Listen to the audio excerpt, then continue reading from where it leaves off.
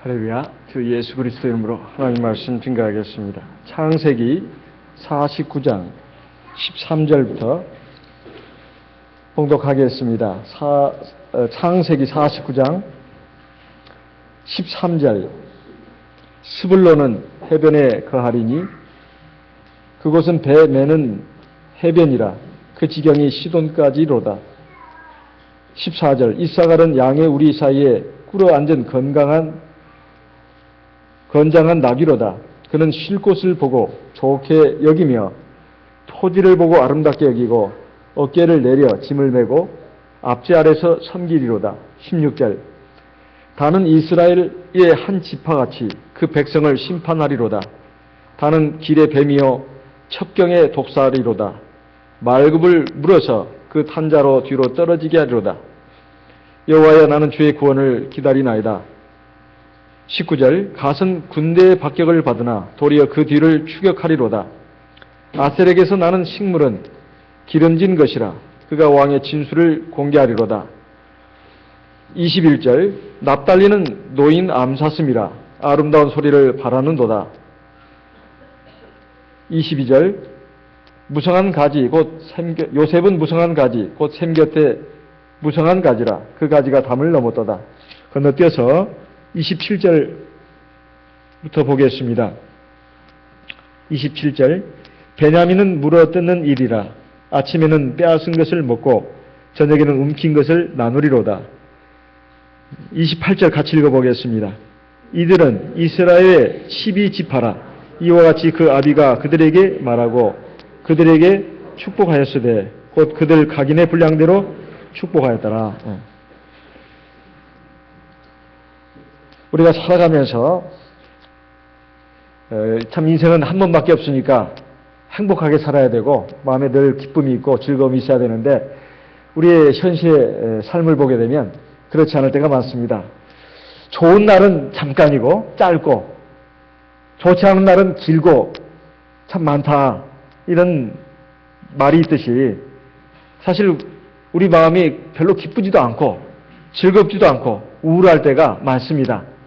별 재미도 없고 늘 마음에 뭔가 무거운 근심이 있고 그리고 알지 못할 어떤 불만족이 있습니다. 그 중에 하나가 뭐냐면 열등감입니다. 열등감.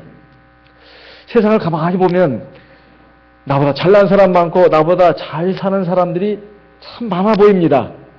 나보다 잘난 사람, 나보다 잘 사는 사람, 행복해 보이는 사람들이 참 많아 보입니다. 그런데 나는 굉장히 평범하게 사는 것 같고 또 못난 것 같고 그래서 뭔가 마음에 채워지지 않은 어떤 그 갈증이 있습니다. 아쉬움이 있다 이 말이에요. 세상을 보면 나보다 잘생기고 예쁘고 또 머리도 좋고 학벌도 좋고 재주와 능력이 뛰어난 사람들이 너무 많단 말이에요. 물론 사람은 위를 쳐다보지 말고 밑을 보고 살아야 된다, 이런 말을 많이 듣습니다만 우리 현실 생활이 어디 그렇습니까? 내 주위만 보더라도 나보다 더 잘 살고 나보다 행복하게 사는 사람들이 너무 많아 보이는데 나는 왠지 늘 뭔가 좀 아쉽고 부족한 가운데서 좀 주눅이 들어서 사는 것 같은 느낌이 든다 이 말이에요. 그래서 어디 어깨를 활짝 펴고 목에 힘주고 고개를 들고 힘차게 이렇게 걸어가면서 내가 사는 인생이 아니라 왠지 뭔가 위축돼가지고 뭔가 늘 뭔가 그 아쉬운 점이 있는 상태에서 부족한 상태에서 살고 있다, 이런 느낌이 든다는 겁니다. 그리고 또 설령 내가 뭐 어느 정도 뭐 성취를 하고 뭐 이렇다 하더라도 그 기쁨은 잠시 잠깐이고 그 어려운 문제들이 해결되지 않은 문제들이 내 앞에 너무 많다 이 말이에요. 그리고 내가 어느 정도 잘 나간다 싶어도 또 즐거운 것만도 아닙니다. 그 알량한 나 하나를 놓고도 시기 질투하는 사람이 또 한두 명 이상은 또 따라붙는다 이 말이에요. 그래 또 깎아내립니다. 나를 막 찔러대고 못살게 굴고 이런 사람들이 있다 이 말이에요. 이 전도서에 보면 다 있는 말씀입니다. 지금 제가 제 말을 한 것이 아니라 전도서에 있는 말씀을 한 거예요. 그래서 참 이 인생살이가 쉽지 않다는 겁니다. 오늘 주어지는 말씀도 사실 앞에서부터 이어져 나온 말씀입니다. 야곱이 하나님의 제사장으로서 12아들들 불러다 놓고 지금 각자의 앞날에 대해서 얘기를 해주고 있고, 또 여기 마지막 읽은 말씀을 보니까 이와 같이 아비가 그들에게 말하고 그들에게 축복하였으되 꼭 그들 각인의 분량대로 축복하였더라.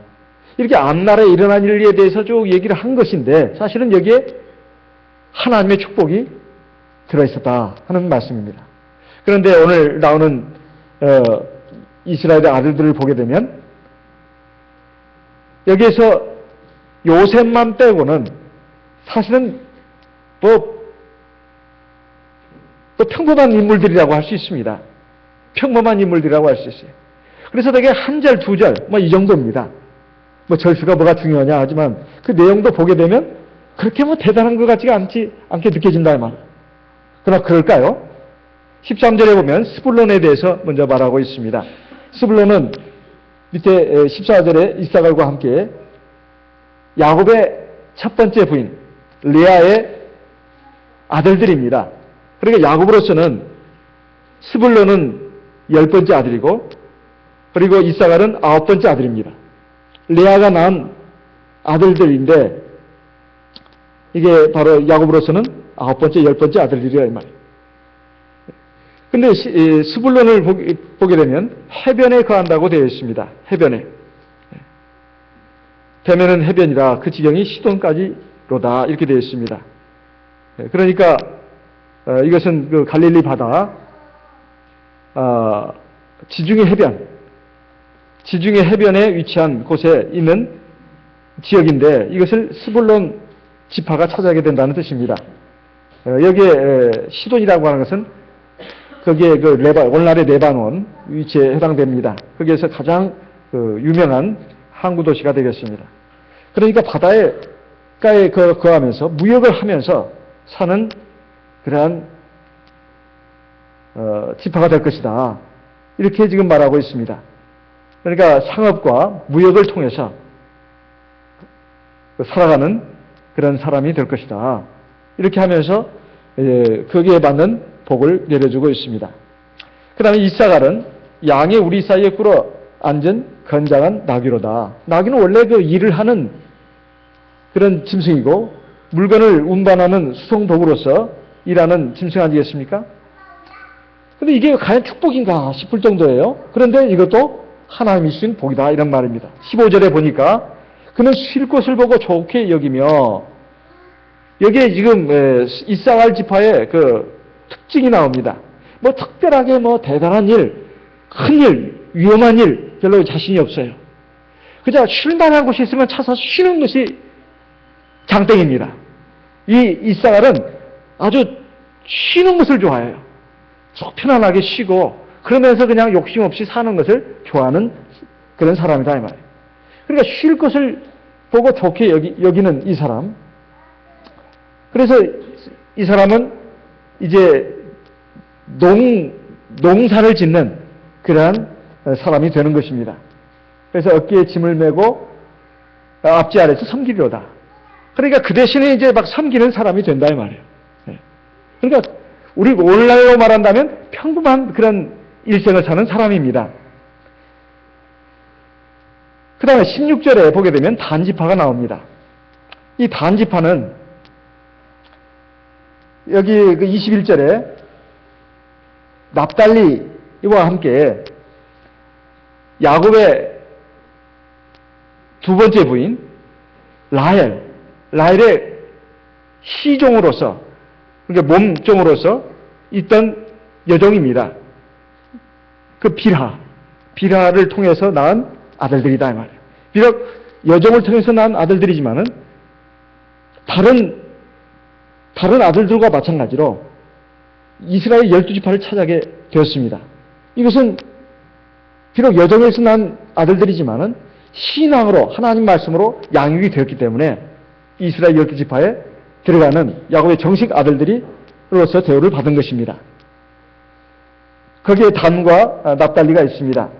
그리고 19절, 20절에 있는 갓과 아셀은 레아가 자기의 또 몸종을 갖다가 자기 남편에게 줬습니다. 실바라고 하죠. 그 몸종 실바를 통해서 난 아들들이 바로 갓과 아셀입니다. 자, 그래서 납달리 그리고 갓, 아셀은 여종들을 통해서 난 자식들입니다.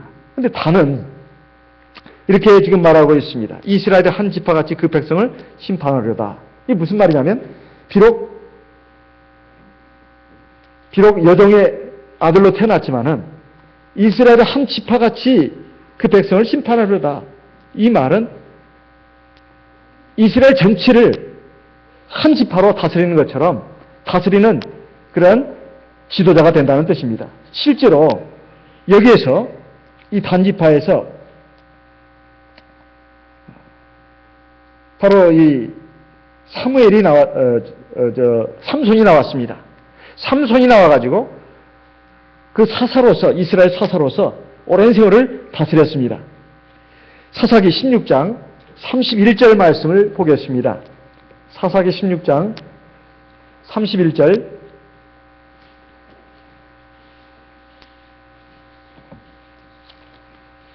사사기 16장 31절 같이 읽어보겠습니다.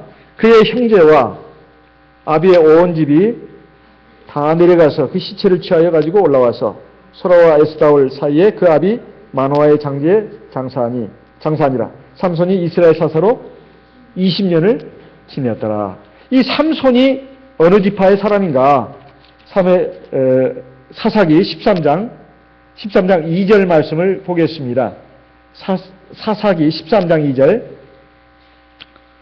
소라 땅에 단지파의 가족 중 마누아라 이름하는 자가 있더라. 그 아내가 잉태하지 못함으로 생산치 못하더니, 이렇게 나오죠. 여기 단지파의 마누아라는 사람이 자식을 낳지 못했습니다. 그런데 하나님의 사자가 나타나가지고 이제 아들을 낳을 것이라고 예고를 해주죠. 바로 3절에 이하에 나옵니다. 그러면서 포도 독주를 마시지 말고, 그리고 머리 삭도를 내지 마라. 그가 하나님 앞에 바치는 나신이 될 것이라 5절에 나와 있습니다. 그렇게 해서 나온 아들이 바로 삼손입니다. 그러니까 단지파에서 이스라엘 사사가 나왔다 이 말.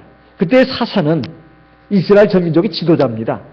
마치 여호수아나 모세처럼 이스라엘 전 백성을 다스리는 지도자였다 이 말이에요. 그러니까 단지파에서 이렇게 나와가지고 블레셋 사람들을 꼼짝 못하게 하는 이러한 역사가 일어났다는 말입니다. 그런데 처음에는 이렇게 잘 나가다가 이 단지파가 나중에 어떻게 됐는가?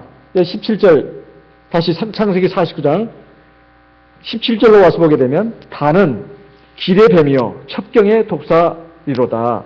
말굽을 물어서 그 탄자로 뒤로 떨어지게 하리로다. 이렇게 되어 있습니다. 자, 이것은 바로 단지파가 나중에 하나님 앞에 우상을 섬기고 하나님 앞에서 타락하게 될 것을 지금 말하고 있는 내용입니다. 사사기 18장에 보게 되면 단지파가 미가라고 하는 미가라는 사람에게서 우상을 빼앗아 가지고 자기 지파의 그 우상으로 삼고 그게 경배를 드리는 장면이 나옵니다. 사사기 18장 30절 31절 말씀을 보겠습니다. 사사기 18장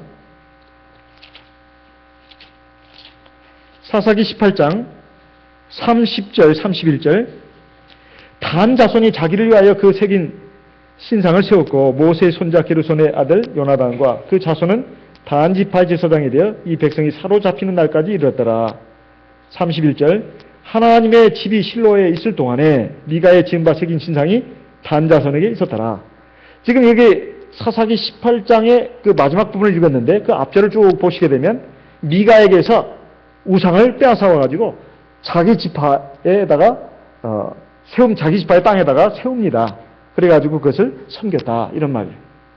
이것이 이 단지파에게서 적그리스도가 난다고 하는 해석들이 많이 있습니다.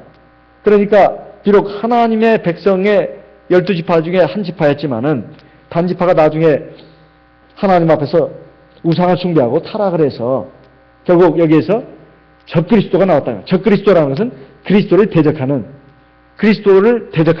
그런 무리를 갖다가 적그리스도라고 합니다.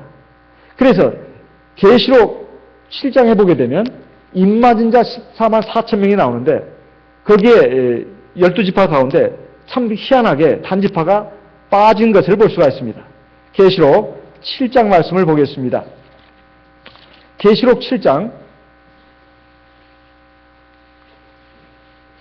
4절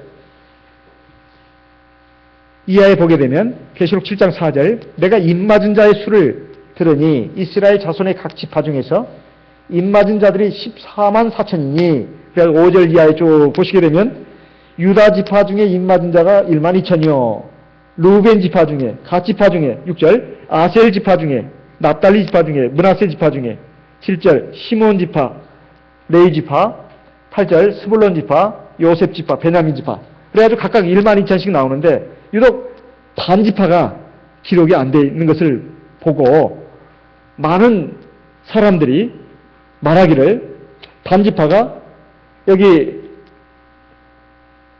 야곱을 통해서 주신 하나님의 예언을 따라서 우상을 섬기고 하나님 앞에 패역함으로 말미암아서 결국 거기에서 하나님의 12지파에서 떨어지는 그러한 일이 생기게 됐다.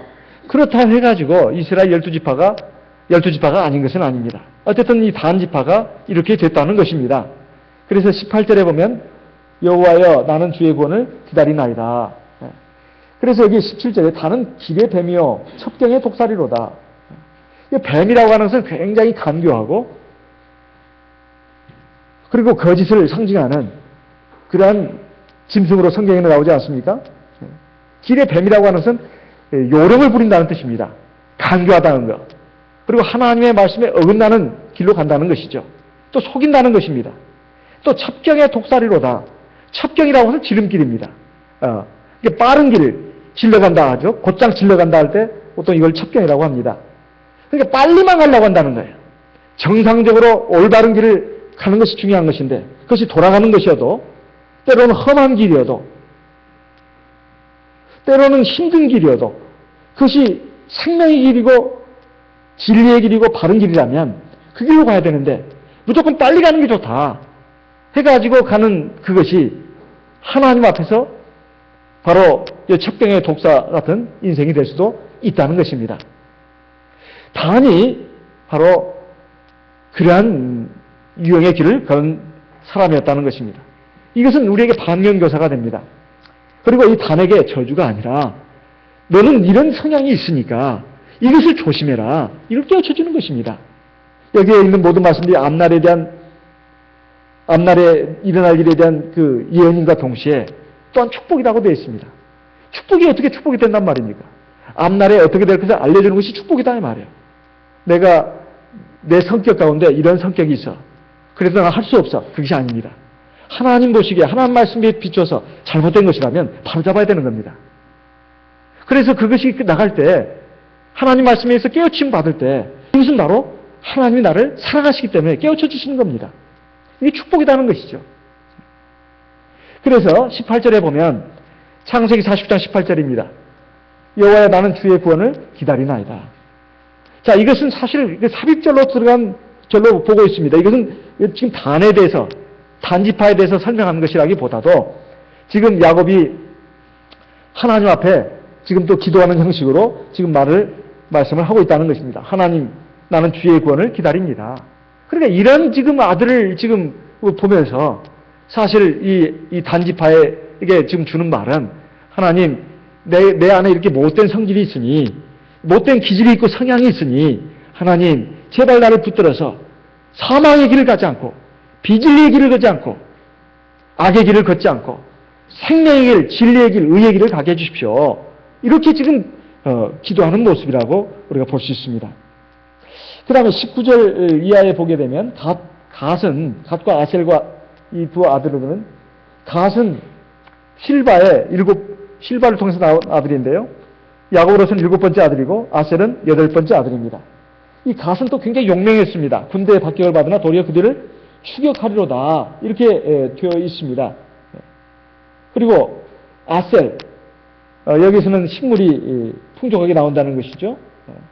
기름진 것이 나온다는 겁니다.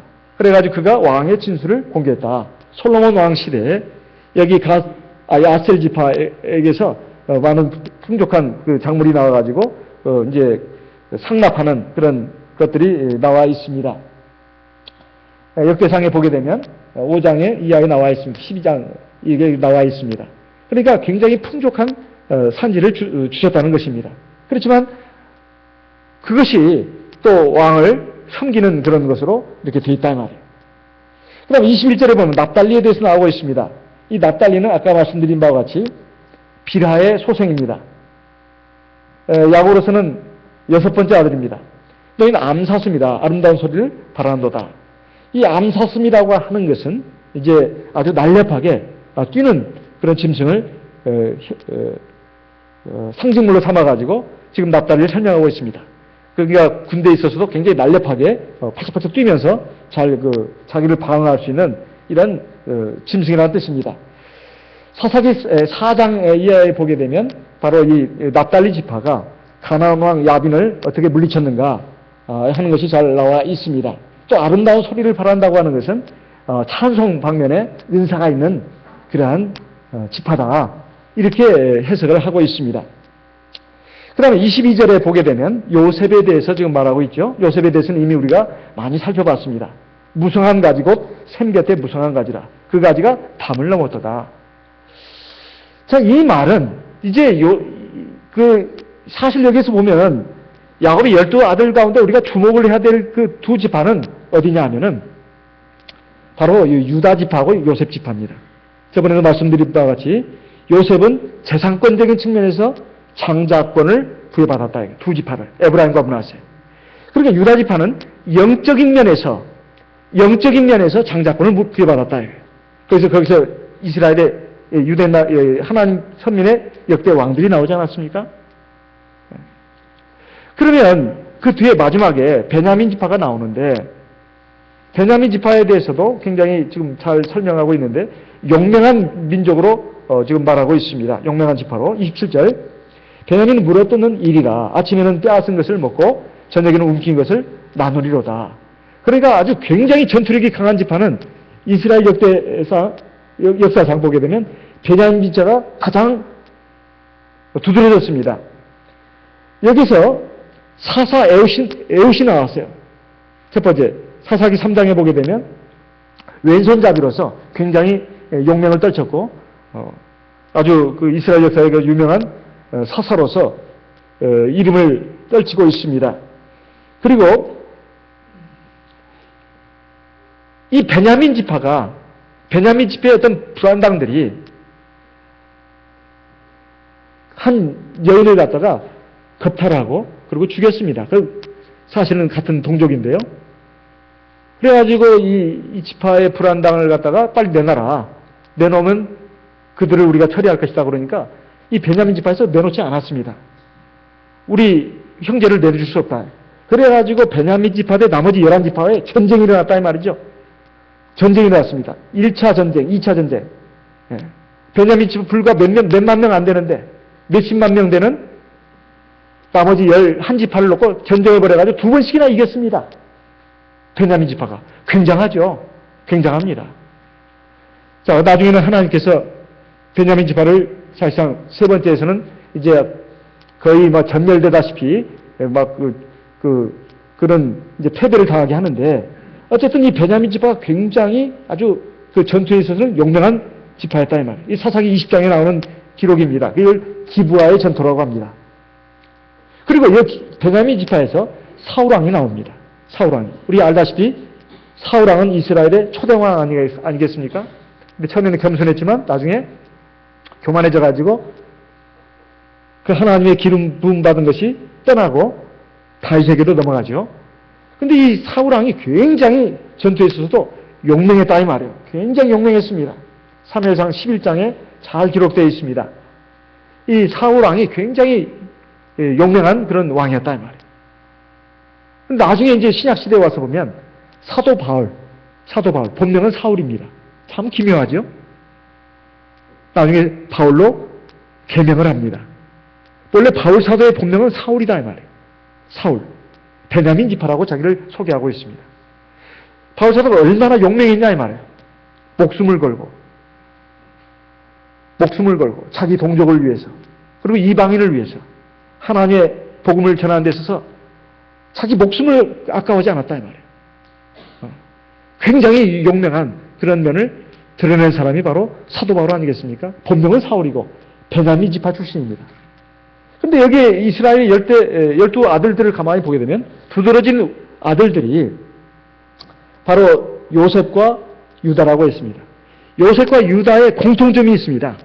공통점이 있어요. 그게 뭔지 아십니까? 자기를 던질 줄 안다는 거예요. 하나님을 경외하고 하나님을 사랑하고 의지하고 그리고 전체를 위해서 자기를 신의 줄 안다는 거예요. 그러니까 지도자는 아무나 되는 게 아닙니다. 우리가 세상을 살면서 나는 참 이렇게 못났어. 나는 이렇게 부족해. 그런데 그것을 꼭 복이 없다고 생각할 필요가 없어요. 저 많은 걸 하나님이 주시고 뛰어난 사람을 만들어서 이 세상에 내보냈으면 하나님 그에게는 더 많은 걸 요구하십니다.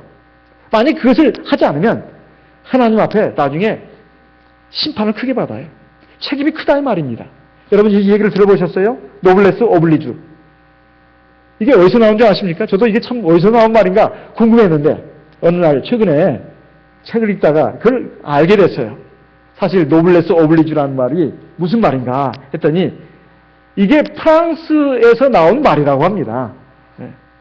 이게 프랑스 북부에 칼레라고 하는 도시가 있는데 칼레 이것이 영국과 프랑스 그 사이에 있는 바다를 도보 해협이라고 합니다. 그러니까 영국을 마주 바라보는 그 도보 해협에 있는 항구 도시가 바로 칼레라고 그래요.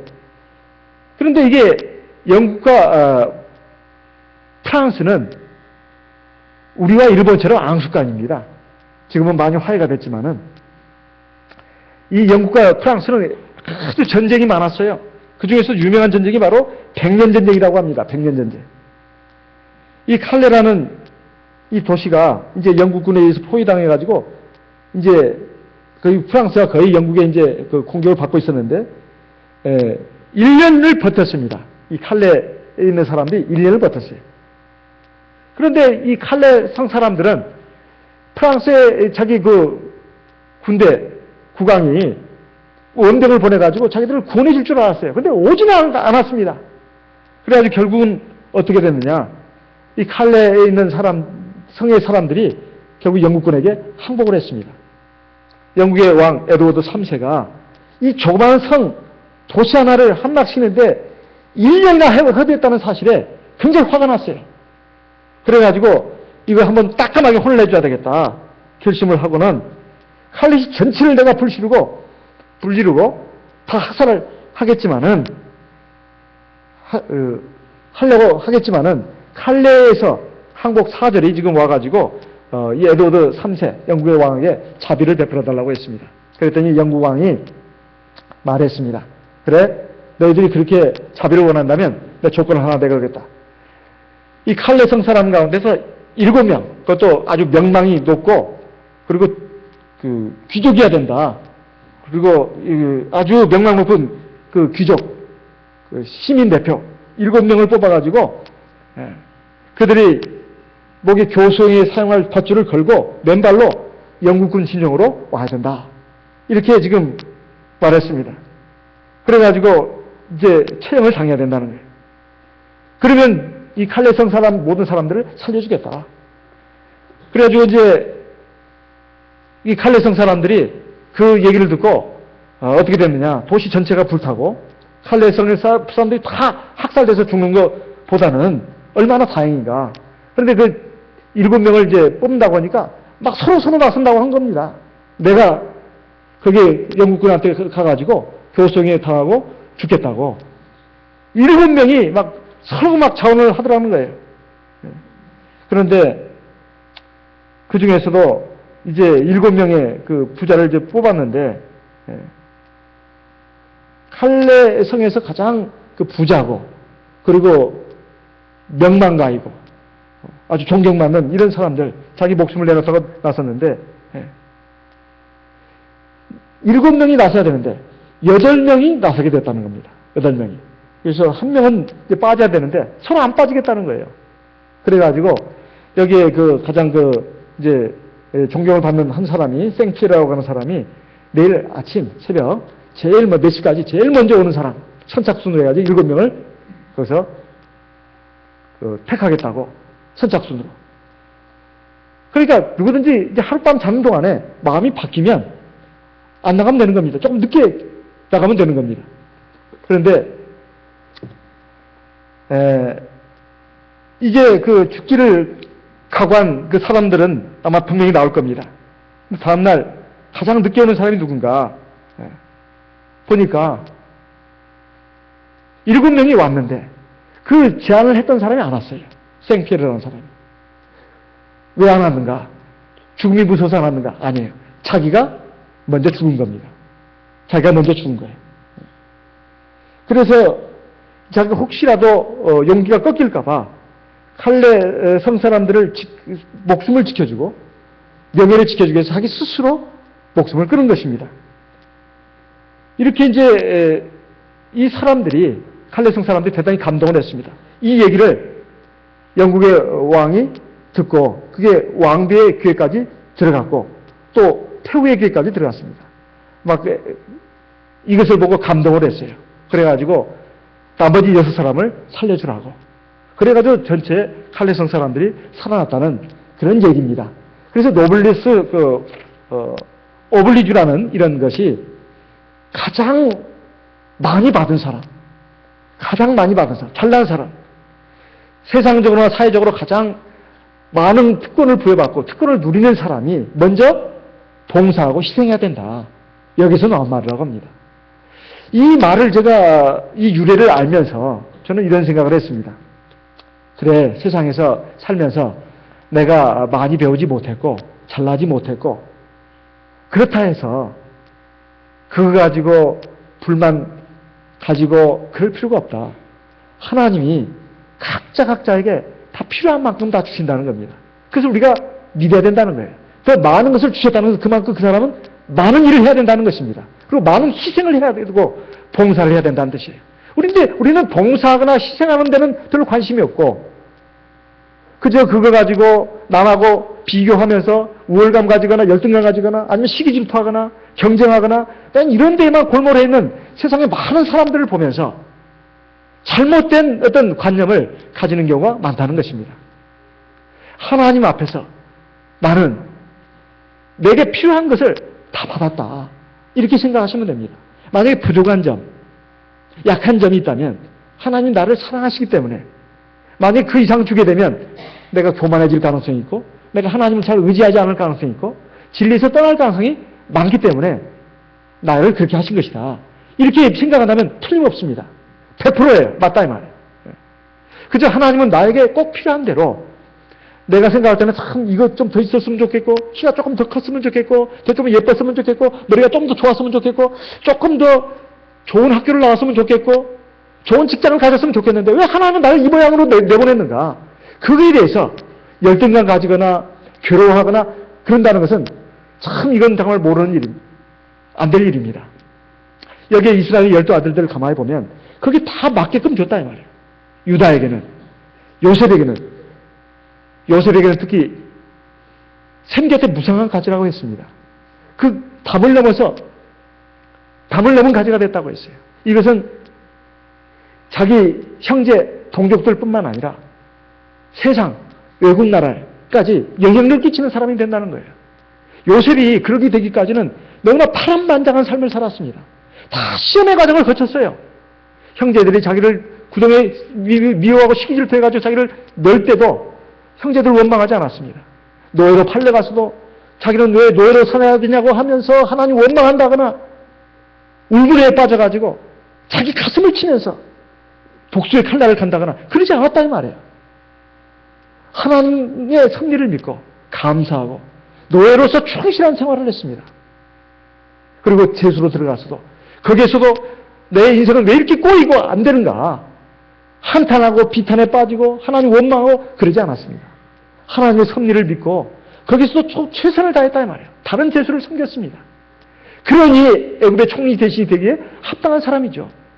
형제들이 왔을 때 형제들이 미워서가 아니라 형제들을 바로잡기 위해서 형제들을 시험한 것도 요셉이 보복하려고 그런 것이 아닙니다. 형제들을 바로 세우기 위해서 하나님의 도구가 돼가지고 그렇게 한 것이다 이 말이에요. 어떤 감정이나 원한이나 어떤 혈기를 가지고 그렇게 한 것이 아니다 이 말이에요. 그러니 하나님의 도구가 되기에 합당한 것이 아니겠습니까? 유다는 또 어땠습니까? 한때 잘못했지만 그는 형제들을 살리기 위해서 그리고 아버지를 살리기 위해서 부모, 형제 모두를 다 살리기 위해서 자기가 영원히 이 죄값을 갚겠다고 하면서 자기를 잡아가지고 베냐민을 놔달라고 하는 것, 또 아버지에게 또 애원하면서 자기가 베냐민의 생명을 책임지겠다고. 이것이 바로 유다가 이스라엘의 영적 장자권을 가지기에 합당한 사람이라는 뜻입니다. 사람이 자기의 권한만 생각하고 누릴 향락만 생각하고 이익만 생각할 줄 알지 자기 책임이라든가 자기 사명감이라든가 이런 생각하는 것이 없이 내가 어떻게 하면 세상에서 잘 나가고 돋보이고 사람들이 박수를 치고 인정하고 뭐 이런 데서만 관심을 가진 사람은 하나님 앞에 특히 하나님의 백성으로서는 복받을 자격이 없다는 것입니다. 그렇다면 지금까지 내 살아온 것을 한번 봅시다. 내가 정말 얼마나 큰 그릇인가 그리고 하나님 앞에 깨끗한 그릇인가. 사실 하나님의 집에는 금그릇도 있고 은그릇도 있고 여러 가지 나무로 만든 그릇도 있고 질그릇도 있다고 했습니다. 근데 하나님이 쓰시기에 귀한 그릇이 되려면 어떻게 되는가? 디모데후서 2장 20절 말씀을 보겠습니다. 디모데후서 2장 20절 디모데후서 2장 20절 21절 같이 읽어보겠습니다.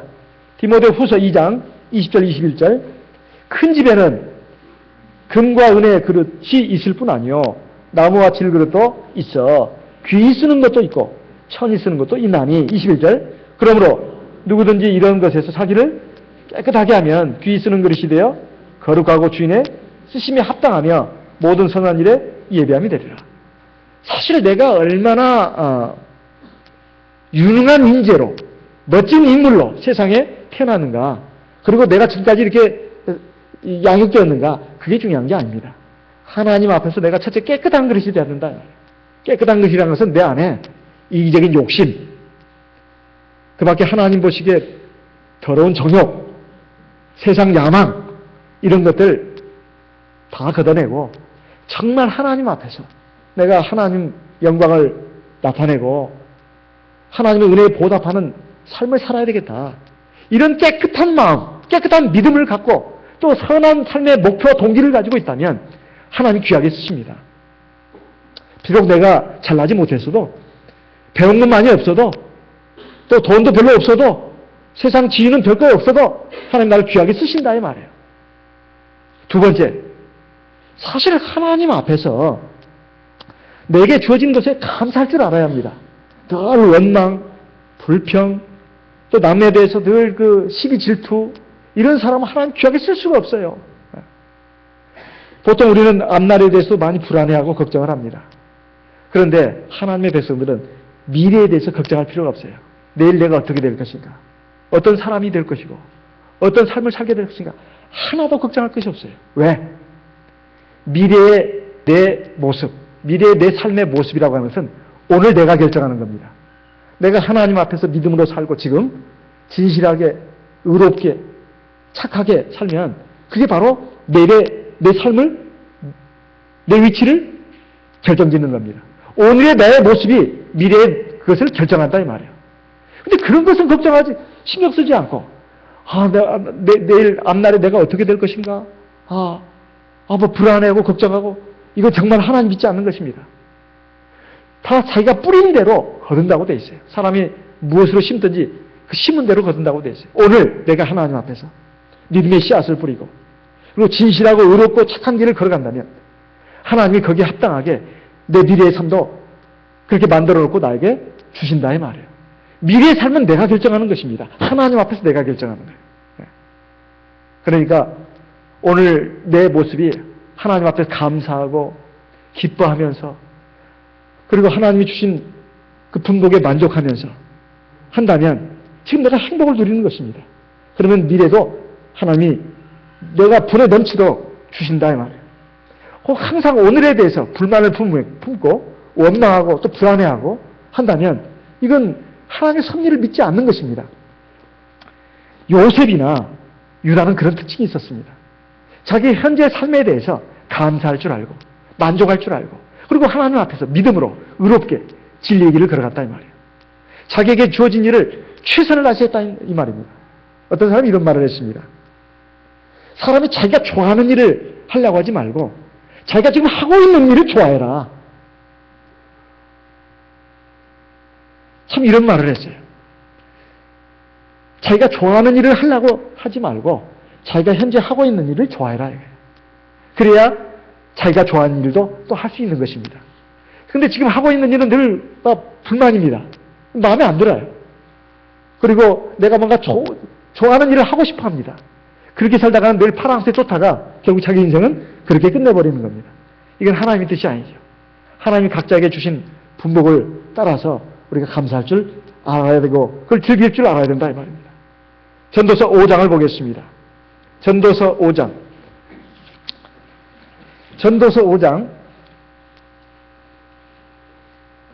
18절 전도서 5장 18절 사람이 하나님의 주신 바 그 일평생에 먹고 마시며 해 아래에서 수고하는 모든 수고 중에서 낙을 누리는 것이 선하고 아름다움을 내가 보았나니 이것이 그의 분복이로다. 19절 어떤 사람에게든지 하나님이 재물과 부여를 주사 능히 누리게 하시며 분복을 받아 수고함으로 즐거워하게 하신 것은 하나님의 선물이라. 저는 그 생명의 날을 깊이 관념치 아니하리니 이는 하나님이 저의 마음에 기뻐하는 것으로 응하십니다. 하나님 앞에서 믿음으로 산다고 하는 사람은 하나님이 나에게 주신 분복을 기뻐하고 감사할 줄 알아야 합니다. 자꾸 남과 비교하면서 왜 저 사람은 저렇게 잘 나가는데 나는 왜 이 꼴로 사느냐, 이 모양 이 꼴로 사느냐, 그렇게 할 것이 아니다 이 말이에요. 그저 내게 주어진 대로 감사해야 합니다. 내게 주어진 대로. 그리고 하나님이 그것 때문에 누구를 더 특별히 더 사랑하고 안 사랑하고 그게 아닙니다. 결국 우리의 복이라고 하는 것은 최종적인 복은 하나님 나라에 들어가기 전에 하나님 심판대에서 우리의 삶에 대해서 모든 결산이 이루어집니다. 거기에서 우리의 미래의 영원한 삶이 결정이 되는 것이다 이 말이에요. 그러니까 우리는 야곱의 12아들들에게 주신 것들이 사실은 당장 현세에는 누구는 좀 더 크게 키워주시고 누구는 좀 평범하게 또는 작게 이렇게 평범하게 만들어 주신 것 같지만 절대 이것이 결정적인 것이 아니라는 거예요. 왜냐하면 베냐민 지파에서도 심지어 단 지파에서도 이스라엘의 지도자가 나오지 않았습니까? 하지만 유다 지파라고 해봤자 유다 지파도 결국 하나님 안에서 결국 뭡니까? 나중에 폐역해가지고 결국 바벨론에 의해서 멸망을 당하지 않습니까? 그 말라기가 이제 바로 그 마지막 선지, 구약 성경의 마지막 선지자의 예언사 아니겠습니까? 그리고 이제 마태복음으로 넘어가죠. 거기 가서 무슨 유다 지파가 뭔 의미가 있으며, 물론 예수님이 유다 지파로 온 것은 사실이지만, 오늘날 우리가 이스라엘 12지파로서 누가 유다 지파고, 누가 베냐민 지파고, 이게 무슨 의미가 있냐, 이 말이에요. 영적으로 우리는 다 이스라엘의 12지파들입니다.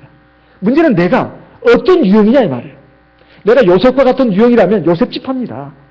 내가 유다와 같은 그런 성향을 가지고 나간다면 유다 지파입니다. 그렇지만 그만큼 더 많은 책임과 희생을 가지고, 신정신을 가지고 하나님 앞에서 봉사하고 받들고 겸손하게 그리고 자기 모든 것을 버려가면서 그렇게 해야 된다 이 말이에요. 그렇지 않으면 그저 내 주어진 분복대로 나는 믿음 하나 잘 지키고 그냥 하나님 나라에만 들어갔으면 좋습니다. 저는 스불론 지파라도 좋고 갓 지파라도 좋고 아셀 지파라도 좋습니다. 그저 하나님 나라만 들어갔으면 좋습니다. 그렇다면 불만하지 마세요. 나 평범하게 만들어 놓은 거. 나는 너무 평범해서 싫다고. 그러면 그 이상의 것을 하나님 앞에 믿음을 보이시고 헌신을 하시고 희생을 하시라 이 말이에요. 그런데 그만큼 더 많은 십자가를 져야 합니다. 더 많은 고통의 길을 걸어가야 된다 이 말이에요. 아, 저는 그건 싫어요. 저는 그건 못합니다. 그러면 작은 지파로 만족하는 게 좋습니다. 작은 지파. 그리고 그것에서 내가 하나님 나라만 겨우 들어갈 수 있다면. 그렇지만 작은 지파라 해서 그냥 무조건 들어가는 게 아닙니다. 그 한도 내에서는 최선을 다해야 된다 이 말이에요. 죽을 똥 살 똥. 그래야 하나님 나라에 들어갈 수 있다 이 말이에요. 고린도전서 9장에 있는 것처럼 경계하는 자가 많을지라도 단 하나만 그 육상 경기에서 면류관 받는 거 아니냐. 너희들도 이와 같이 다름질하라. 그러니까 나는 꼴등으로라도 들어가면 돼. 그런 정신을 하지 말고 1등이 돼야 내가 들어갈 수 있어. 그래야 꼴등으로 들어갈 수 있는 겁니다.